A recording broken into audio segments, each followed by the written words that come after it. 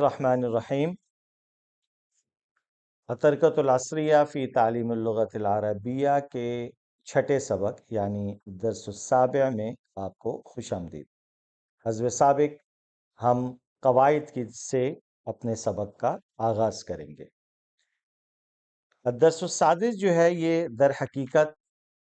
इमला के क़वाइद से मुताल्लिक़ है, इसलिए इसका उन्वान भी अल इमला है। लिहाजा इसको पढ़ने का जो बुनियादी मकसद है वो ये कि हमने पिछले 5 असबाक में कौन कौन से ज़माइर इस्तेमाल किए हम वो जान सकें। इसी तरीके से हमें ये फ़र्क ज़हन नशीन रहे कि ज़ौद और ज़ौ में क्या फ़र्क है, ज़ा और ज़ाल में क्या फ़र्क है, सीन और सौद में क्या फ़र्क है, ख़ास तौर पे जब भी हम लिख रहे होते हैं। अगर याद हो, बार बार आपको कहा गया कि कॉपी लाजमी लिखनी है ताकि आपके हाथ आदी हो जाएं, जहन नशीन हो जाए कि फलाना जुमला सौद ज़ौद के साथ है और फलाना ज़ौ के साथ है। इसी हवाले से अगर हम कवायद को देखते हैं तो कायदा हमें बताता है कि हादा जो इसमें इशारा है हमने पढ़ा था मुज़क्कर का, ये पढ़ने में हा रा यानी अलिफ के साथ पढ़ा जाता है। सुनकर लगता है कि हाजा लिखते वक्त हा के साथ अलिफ लगेगी, हालांकि उस पे मद लगाई जाती है, अलिफ नहीं लिखा जाता, बगैर अलिफ के लिखा जाता है। इसी तरीके से हाज़िही के अंदर अगर आप गौर करें तो यहाँ भी आवाज हा अलिफ की बनती है जो कि लिखने में नहीं आता। तो एक बुनियादी दो चीजें हैं उसमें हमें कायदे में बताई गई हैं जो कि इंशाल्लाह हम सबक में देखेंगे। अब हम बढ़ते हैं जो हमने पिछले सबक से एक नई तरतीब शुरू की अल्फाज के मानी की तरफ, तो इसको हम एक नज़र देख लेते हैं, फिर हम इंशाल्लाह सबक की तरफ बढ़ेंगे ताकि हमें समझ आ सके कि हम पढ़ क्या रहे हैं, अल्फाज क्या हैं। सक़्फ़ुन छत के नीचे की तरफ वाले हिस्से को कहते हैं। सतहुन छत के ऊपर की जानिब जो हिस्सा है उसको कहते हैं। अब उर्दू में तो हम सिंपल छत कह रहे होते हैं, लेकिन कमरे में बैठ के अगर मैं बोल रहा हूँ कि पंखा छत पे लगा हुआ है तो उसके लिए जो हम लफ्ज यूज करेंगे वो सक़्फ़ का लफ्ज होगा। और छत के ऊपर सीढ़ियों से चढ़ के हम छत पे चले गए, वहां से जो अगर हम बात करेंगे कि मेरे पाँव के नीचे छत है मेरे घर की, तो वहां के लिए सतह का लफ्ज इस्तेमाल होगा। ग़ुलाम अंधेरा, मतबख बावर्ची खाना, मकान जगह कोई भी मकान। इसी तरीके से हम्माम गुसलखाना, मिरहाब बैतुल खला, बैत घर, क़स्र महल बंगला, जाविया कोना, दौलाब अलमारी, सुल्लम सीढ़ी, जार पड़ोसी, संदूक बॉक्स, सुक़बुन सुराख, हसीर चटाई, गुरफा कमरा, नाहिया जानिब तरफ, सज्जाद कालीन, मीज़ाब परनाला, नूर रोशनी, लैल रात, नहार दिन, मलफुन फाइल, कलमुन जाफ बॉल पेन, कुफ़्ल ताला, मिफ्ताह चाबी। ये बुनियादी अल्फाज हैं जो अब नए अल्फाज हैं जो कि हमने पढ़े और इंशाल्लाह ये कहीं ना कहीं आपको आगे दुरूस में काम भी आएंगे। अब सफ़ा पलट लीजिए, हम आते हैं इमला की तरफ। यहाँ इसमें दो बुनियादी हिस्से हैं, एक तो यह है अल मुफरदात और दूसरा है अल जुमल। मुफरदात में दर हकीकत इसका जो मेन पर्पज़ है वो तो यही है कि दर्स के दौरान उस्ताद ज़बानी तालिब इल्म को बोलता है कि बेटा लिखो हादा ज़ाका ज़ालिका, यूं करके वो बताता है और बच्चा उसको लिखता है और उसकी कॉपी चेक होती है ताकि इस बात को यकीन दहानी करवाई जाए कि बच्चे ने हादा हा अलिफ और जाल अलिफ के साथ तो नहीं लिखा। क्या उसको पता है कि हादा को कैसे लिखा जाता है या ज़ाका को कैसे लिखा जाता है, या जिस तरीके से ज़ालिका। अब ज़ालिका की जो आवाज है उसके अंदर जाल के बाद एक अलिफ बनती तो है लेकिन लिखाई में नहीं आएगी।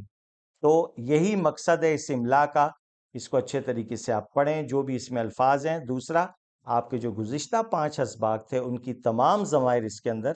मौजूद हैं, तो इस लिहाज से भी हम उसको पिछले असबाक के साथ जोड़ के समझेंगे कि तिल का हमने क्या पढ़ा था।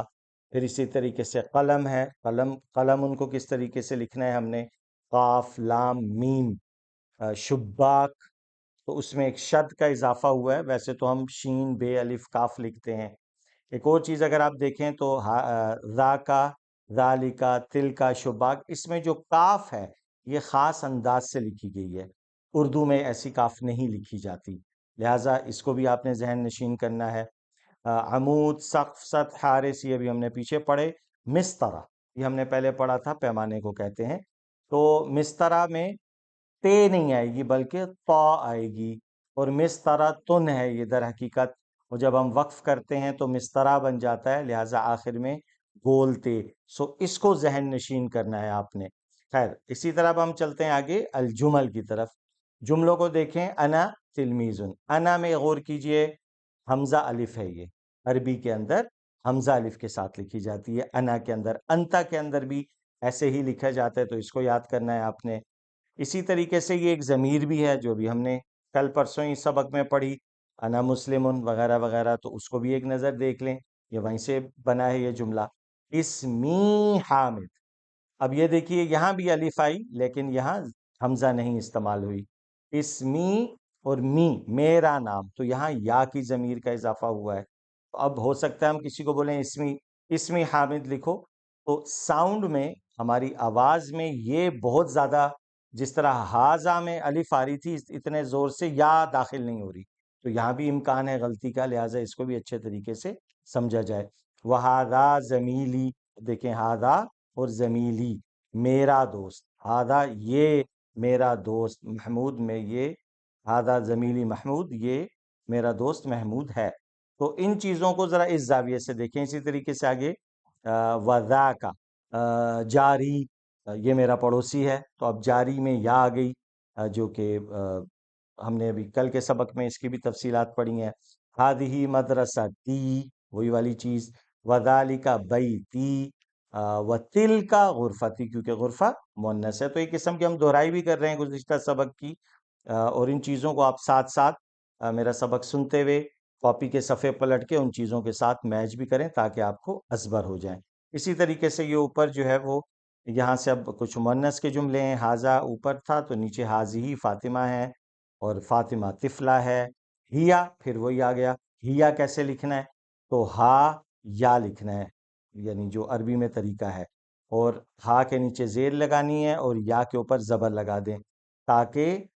پڑھنے میں غلطی نہ ہو، کیونکہ میں نے دیکھا شروع کی جو کلاسز میں نے بچوں کو پڑھایا تو انہوں نے ہیا کو ہی پڑھا، کیونکہ ان کو پتہ نہیں تھا کہ اس یا کے اوپر زبر بھی ہے، لہٰذا اب ہم جتنی بار ان چیزوں کا مطالعہ کریں گے ہمیں اسبر ہو جائیں گی انشاءاللہ۔ اسی طریقے سے اس میں ہی نشیطہ، ہادھی حدیقہ، تلک شجرہ، الشجرۃ جمیلۃ، اب یہ بھی ایک پوری بحث ہے،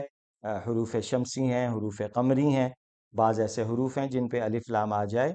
تو یہ آپ سمجھ لیں اصل تو تھا الشجرہ، لیکن شین آ گیا تو اس نے الف کو، جو لام اس سے پہلے اس کو سائلنٹ کر دیا، اب اس کو الشجرہ لکھیں گے۔ اسی لیے اگر آپ غور کریں تو ہمارے ہاں جو ہم ایک دوسرے کو میسج کر رہے ہوتے ہیں اس میں السلام علیکم میں اکثر لوگ غلطی کرتے ہیں، وہ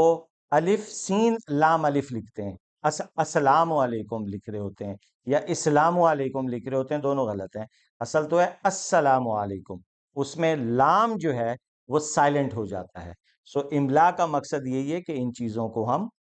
غور سے دیکھیں، پڑھیں، سمجھیں کہ بھئی الف لام اگر استعمال ہو رہا ہے تو اس کو کیسے پڑھا جا رہا ہے، اور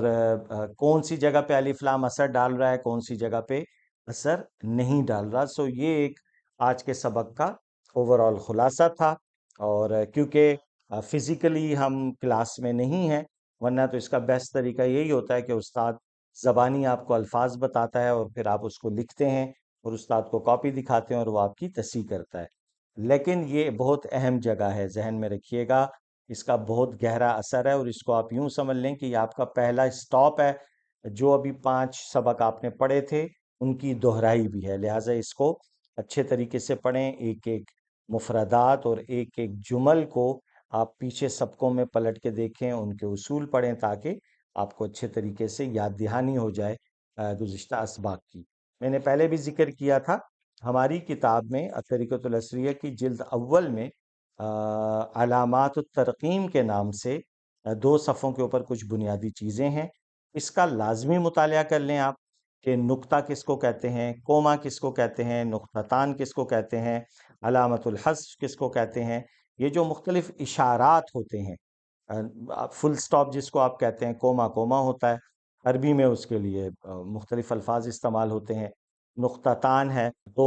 ان کا استعمال کیوں ہوتا ہے، ان کا مقصد کیا ہوتا ہے، یہ ساری چیزیں ابھی آپ اپنے مطالعے میں ابھی سے لائیں۔ ویسے تو کتاب کے سب سے آخر میں لکھی ہوئی ہیں یہ، لیکن اگر آپ ابھی سے لائیں گے تو آپ کے لیے عبارت کو سمجھنا آسان ہوگا، اور انشاءاللہ یہ بہت آپ کے لیے مددگار ہوگا۔ جب اس کا نمبر آئے گا تب ہو سکتا ہے بیچ میں کہیں میں آگے اس کو ذکر کر دوں، لیکن یہ سب اردو میں لکھا ہوا ہے، لہٰذا میں سمجھتا ہوں کہ آپ اس کا خود بھی مطالعہ کر کے اس کو سمجھ سکتے ہیں۔ تو یہ تھا آج کا سبق۔ انشاءاللہ اللہ کی ذات سے امید ہے اور دعا بھی ہے کہ اللہ رب العزت اس کاوش کو اپنی بارگاہ میں قبول فرمائے، اور انشاءاللہ جلد ہی اگلے درس کے ساتھ دوبارہ حاضر ہوں گے۔ دعا میں یاد رکھیے گا اور اپنا فیڈ بیک دیتے رہیں تاکہ ہم مزید ان اسباق کو اور کیسے بہتر انداز میں پیش کر سکتے ہیں۔ جیسا کہ میں نے پہلے بھی گزارش کی تھی کہ یہ نیا پروجیکٹ ہے، کمیاں کوتاہیاں ہوں گی جس کے لیے میں معذرت خواہ ہوں، لیکن آپ نے جو ہے وہ پھل کھانے پہ نظر رکھنی ہے، آم کے پیڑ بالکل نہیں گننے، اور اس میں فائدہ یہ ہوتا ہے کہ انسان جو حاصل کرنا چاہتا ہے وہ اسے ضرور مل جاتا ہے۔ باقی فیڈ بیک دیتے رہیے گا، اور انشاءاللہ میری بھی کوشش ہوگی کہ ہم امپروو کرتے رہیں۔ جزاکم اللہ خیر۔ السلام علیکم ورحمۃ اللہ وبرکاتہ۔